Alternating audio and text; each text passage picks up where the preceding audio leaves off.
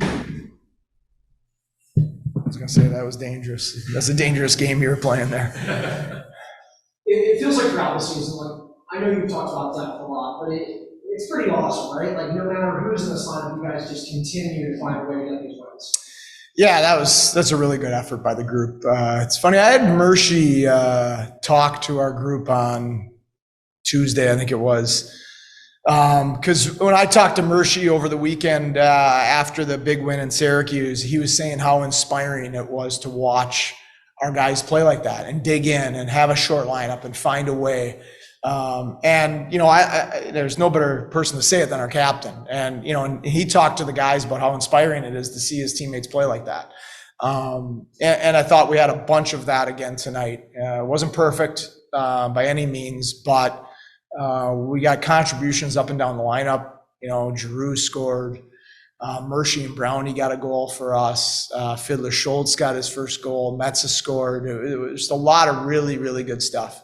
How would you describe Zach Metza's last 2 weeks? I mean, there's times where he's not playing, then there's times where he's playing forward, which he said he's never done in his life. Then he's back to defense tonight. He gets a big goal in the third. He's had a kind of a whirlwind. Yeah, I mean, I'd probably play him in goal if I could. I just want to keep him in our lineup. He's such a good hockey player. He's so good. And it was a numbers situation at the beginning of the year. We just had a lot of guys that were back here on NHL contracts, and that's part of the American League. But you're going to need your depth, and we just kept. I think that's something that we've done a good job of. It starts with Mershey and our coaching staff, the way we treat collectively. Again, it starts in the room. The guys that are sometimes out of the lineup, that they feel valued here. They feel important from our captain. And so that helps. It doesn't ease the times that you're out of the lineup, but it helps them still feel connected and part of it. And I think they play better than when they get in. Yeah, it's the nature of this league that you're going to have guys in the lineup who maybe just flew in or just got into town. But I mean, what can you say about just the fact that they're able to do that and come together, play well-rounded as a team, even though some of them are strangers to one another in some ways? Yeah, we've had a lot of games, and tonight was one of them where you're introducing yourself to teammates at 5:15. And Grant Gabriel, we found out this morning that Clegg couldn't go. I talked to the Toledo coach yesterday to have Gabriel in the bullpen, so to speak, knowing it was driving distance and that he could get here in time. And so we talked to him this morning, and he drove 5 hours from Toledo, got in at 4:30 and met everybody and had a quick meeting with Pacer to go over our defensive systems and went out there, and I thought he played really good. I've seen him play a long time. I saw him play at the U.S. program. I saw him play at Ohio State. I know he's a really good player, and I thought he looked like a damn good player tonight. Yeah. Like youth hockey. Just put your bag in the car, drive to the game, jump out and play. Sometimes it's better that way. What's been the secret to it?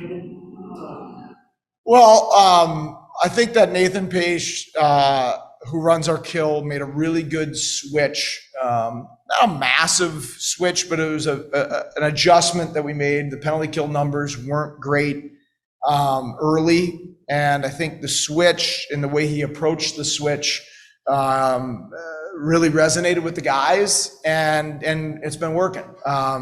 So we've been a little more assertive. I think we're playing on our toes a little bit more, forcing turnovers.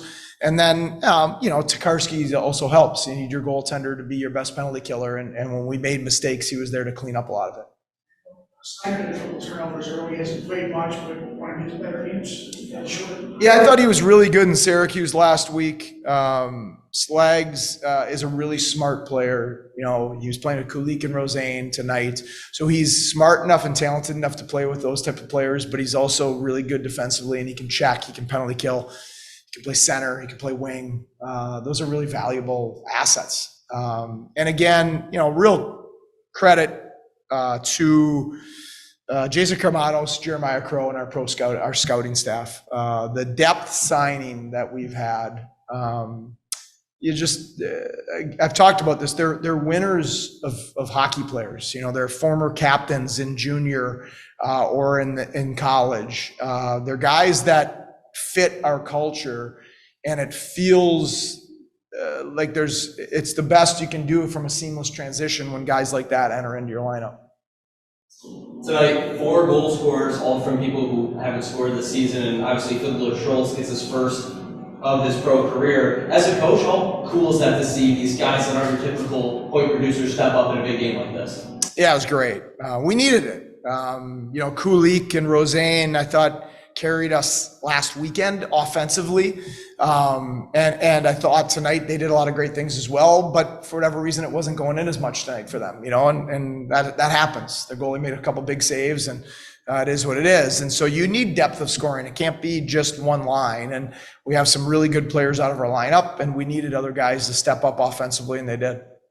Power play gave another goal with the man advantage tonight. What's kind of been the reason for it, if there's any terrible puck decisions, sloppy turnovers. Power play was great early. The penalty kill was bad early, and they flipped. The power play has been very poor of late. Just way too casual with the puck.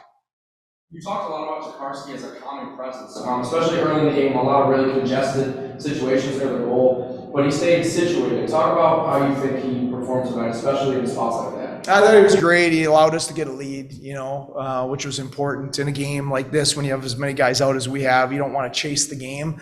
And he had a calming presence.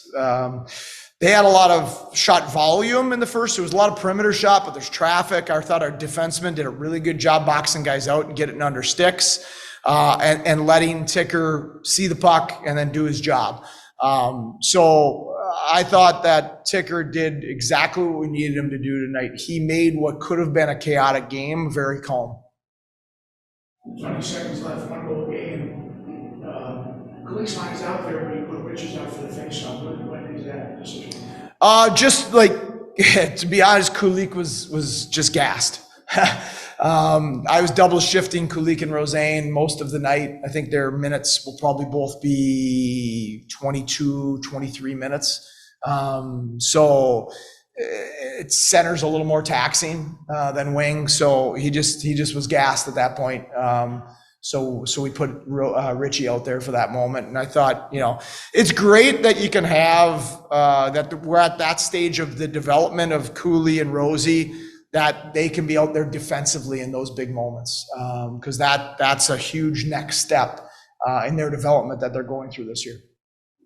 Can you do 2 injury updates? Mersch, upper body, probably back next week.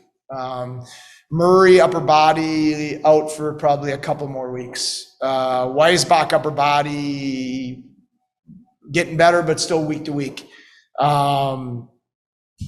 Warren, broken jaw, so he's out 6 weeks.